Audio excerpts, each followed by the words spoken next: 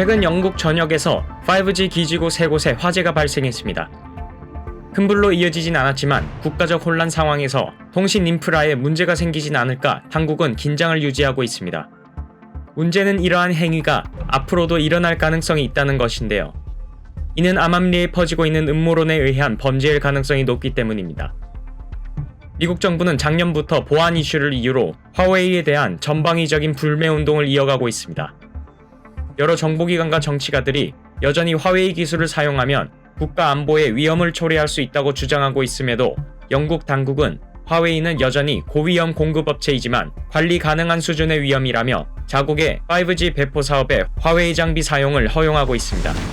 이러한 상황에서 새로운 음모론이 퍼지며 영국 정부를 당황시키고 있습니다. 바로 5G 서비스가 질병 전파를 강화한다는 것입니다. 5G 기지국에서 발산되는 전파가 대중의 면역 체계를 약화해 전파를 확산한다거나 박테리아가 생성한 주파수가 5G 서비스 전파와 상호작용을 한다는 주장입니다. 물론 이는 어느 과학적 근거도 없는 낭설에 불과합니다. 하지만 사태 확산으로 인해 사회 전반의 불안감이 커지자 음모론이 힘을 얻는 모양새입니다.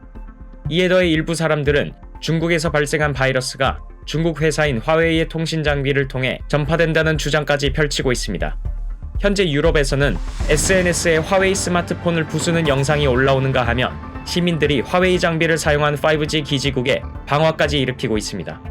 이에 영국 마이클 거브 국무조정실장은 위험하고 터무니없다며 관련 음모론을 일축했고, 영국 국민건강서비스 스티브 포이스 의료국장은 집에서 많은 시간을 보내야 하는 일반 대중뿐 아니라 의료 대응에도 5G 서비스는 꼭 필요하다며 대중을 설득하기 위해 노력하고 있습니다. 하지만 이러한 음모론의 확산으로 볼 수 있듯이 여론은 쉽게 사그라들지 않고 있습니다.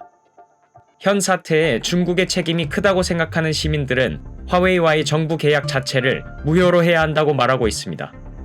영국의 고위 관계자는 사태가 다 끝나면 중국에 대한 응징이 있을 것이라는 건 누구나 알고 있다며 영국의 통신 인프라 구축에 화웨이가 진입하는 걸 재검토할 수 있음을 시사했습니다.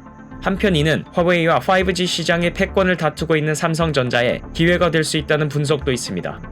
세계 5G 시장은 화웨이와 삼성이 각각 30%와 23%의 점유율을 보이며 선두를 다투고 있습니다. 미국을 필두로 한 반화웨이 연합에서 영국이 이탈해 위기를 느끼던 삼성전자였지만 이번 사태 이후 이러한 움직임에 큰 변화가 생길 것이 거의 확실시되기 때문입니다. 최근 손소독제와 진단키트 수출액이 급증하는 등 세계적 악재 속에서도 한국은 새로운 기회를 찾기 위한 노력을 이어가고 있습니다.